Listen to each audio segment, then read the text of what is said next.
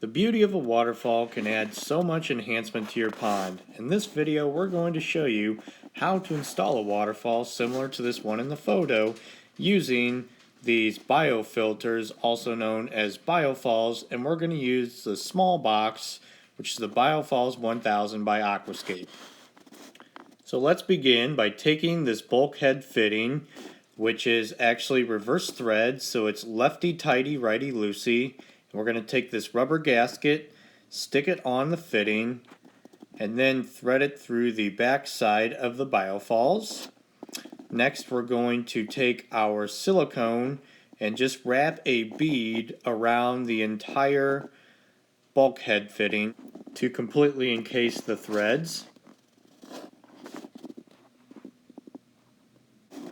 Next, take the plastic washer, stick it over this side of the bulkhead, and take your nut and screw it on. Notice it is reverse thread, and it's ideal just to get a pair of channel locks just to tighten it down just snug enough to where it's not extremely tight, and I'll show you here in a second where you'll want to be at, but just enough to where this rubber gasket just bulges out from the bulkhead.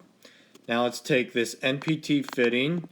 This will go inside the bulkhead. Again, we're going to put some silicone around the threads, and then we will just screw that into the back of the bulkhead. And that other end is where our PVC pipe, we're using a flex PVC, will just stick right into the back of the Biofalls box. By now you should have chosen an area for your waterfall, and you can see this is a new pond build, but the same principles apply for an existing pond. You're going to want to tamp that area really well with a tamper just to compact the footing and provide a stable platform for your biofalls. And take some of this crushed limestone base rock, spread it around, tamp it again, and get your biofalls level side to side. We want it leaning just a tad forward on the front to promote good water flow out of the front of the spillway box. It's a delicate procedure, so take some time on it. Make sure you get it right with getting that base rock spread out nice and even so your biofalls is the exact way you want it. Now it's time to install our plumbing. A few things to note here. We've excavated the back side of the biofilter area to make room for our plumbing pipe, and we've taken a lot of that soil and put it around the sides of that biofilter to stabilize it. Now let's cut our pipe using a box cutter or some sort of PVC saw. And we're going to dry fit it to make sure that we have it in the right place, and then glue it. We're using this Christie's Red Hot Blue Glue for this application, which works really well.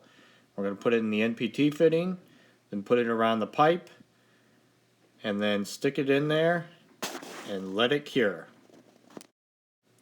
So now we have our liner draped over our Biofalls box. You wouldn't be doing this in a new install until you had the remaining area rocked in. We're going to skip ahead and show how to hook up the faceplate to our Biofalls spillway. So here's a little trick to the trade. We're going to take our faceplate and line it up with our Biofalls box, and then we're going to take a screwdriver and poke a hole through the liner so it goes through the hole of the Biofalls box and through the hole of the faceplate. That's going to help us line up the Biofalls faceplate to the Biofalls when we're installing it. And we're going to take this nut and that's a screw, and just lightly screw it in there just to make sure we lined it up correctly.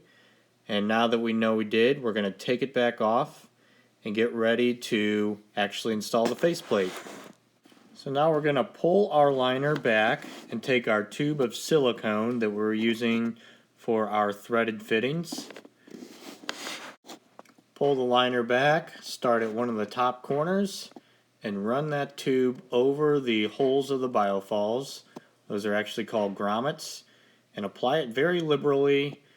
Make sure that you cover everything up and don't be afraid to use a little extra. Now let's take our faceplate and line up those pre-poked holes that we did in the step earlier before applying the silicone to the biofalls. And so we're just going to take our screw and line it up the best we can with that hole in the liner and the grommet. Still a little bit of a challenge, but having that pre-poked hole makes it just a ton easier whenever trying to install this faceplate.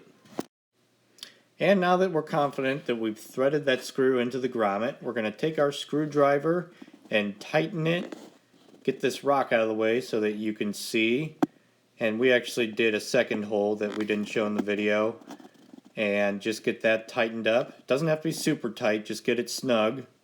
And we are ready to install the rest of the screws to permanently attach this faceplate to the biofalls.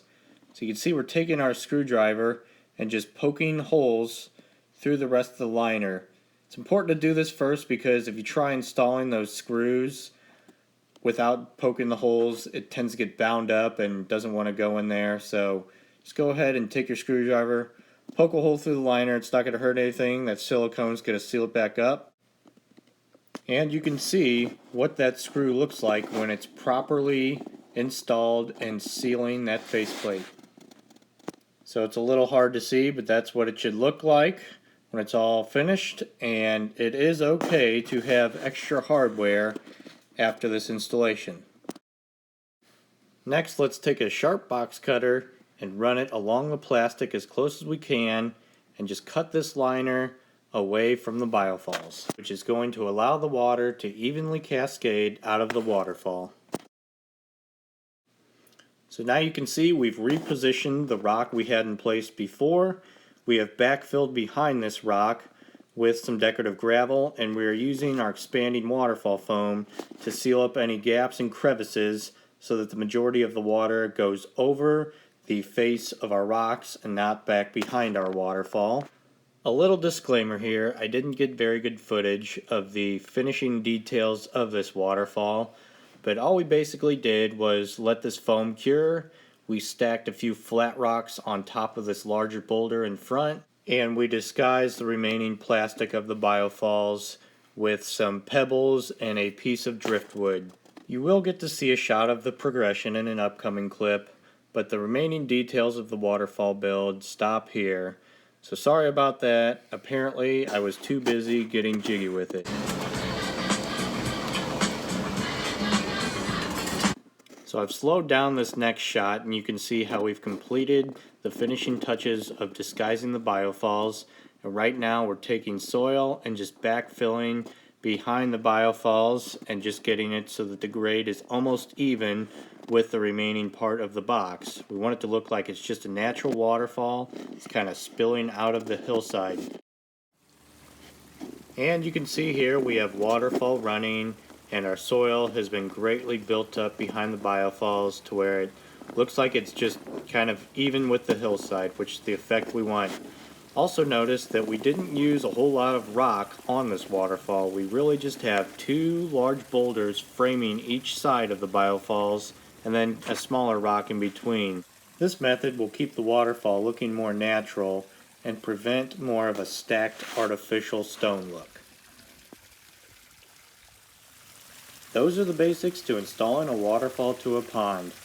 Hope you found this video helpful and informative. For any questions, please feel free to reach out. I'll leave my email in the comments box below. Thanks for watching.